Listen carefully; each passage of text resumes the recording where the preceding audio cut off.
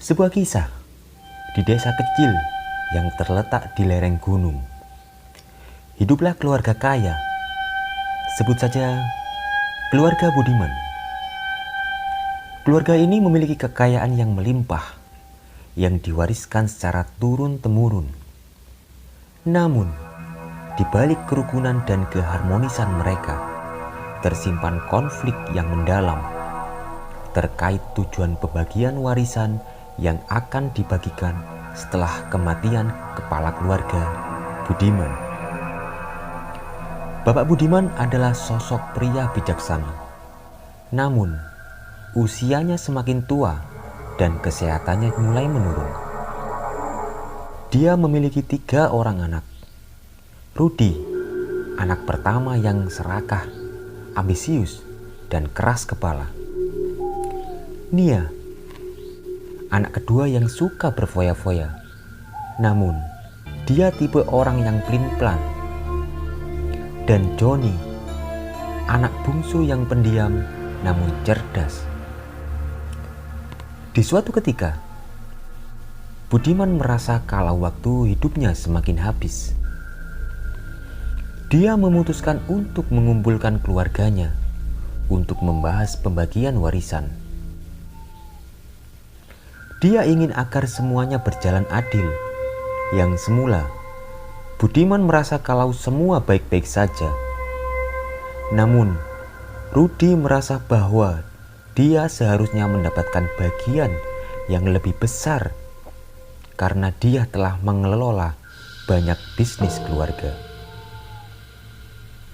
Namun konflik mulai muncul setelah Bapak Budiman mengungkapkan keputusannya bahwa warisan akan dibagi secara merata di antara ketiga anaknya.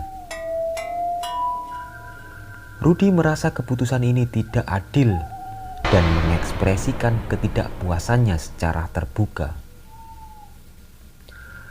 Nia berusaha untuk menjadi penengah, sementara Johnny memilih untuk tetap diam dan mengalah. Di tengah ketegangan ini, kabar baru menyebar di desa bahwa ada seorang dukun sakti dalam bidang ilmu hitam atau santet untuk membunuh lawan tanpa menyentuh. Dalam kondisi seperti itu, Rudi berniat jahat untuk menyingkirkan saudara-saudaranya.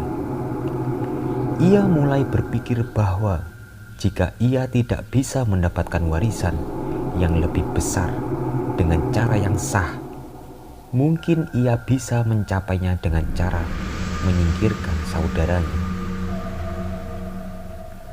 Rudi mulai mencari informasi tentang keberadaan dukun santet di desa itu yang bertujuan untuk menyingkirkan saudaranya.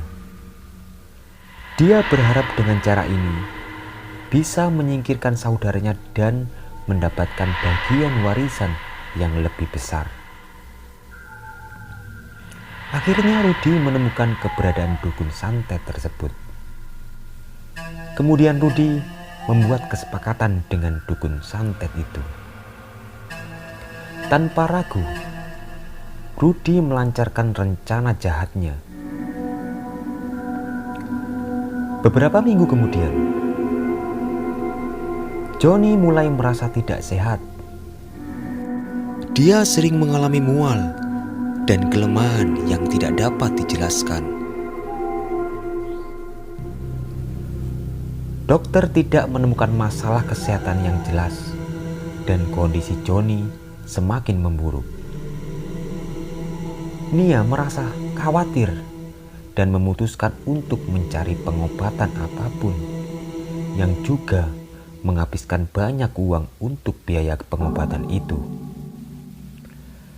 Kemudian akhirnya Nia menemukan seorang dukun santet, pesuruh dari Rudi. Nia berniat untuk meminta bantuan menyembuhkan penyakit adiknya. Dukun yang tahu kalau yang membuat Johnny sakit adalah dirinya sendiri. Akhirnya bersandiwara dan mau membantu tapi ada syarat yang harus dipenuhi. Dan syarat itu sangatlah mahal. Setelah berpikir panjang, akhirnya Nia menyetujuinya. Ternyata hampir separuh kekayaan Bapak Budiman habis untuk penyembuhan penyakit Joni.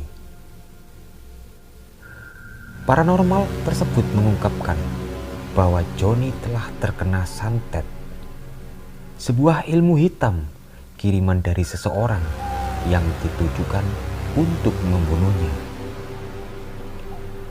Namun dukun itu tak bersungguh-sungguh dalam mengobati Joni dan berniat untuk memeras harta keluarga Budiman. Dukun itu juga memutarbalikkan fakta dan mengadu kepada Rudi untuk meminta upah yang lebih tinggi, sebab saudaranya Nia mau membayar lebih tinggi dalam mengobati Joni. Rudi merasa kesal dan emosional mendengarnya, dan akhirnya juga menyetujui apa kata dukun itu. Dan di sisi lain, Nia memberitahu Bapak Budiman dan mulai mencari tahu siapa pelakunya. Dan setelah beberapa hari, ternyata pelaku itu tak berhasil diungkap. Dan di suatu hari, Nia curiga dengan perilaku Rudi yang makin aneh. Dia menjadi sok lembut dan perhatian terhadap Joni.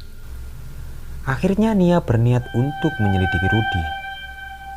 Dia curiga kalau selama ini pelaku yang mencelakai Joni adalah kakaknya sendiri, yaitu Rudi.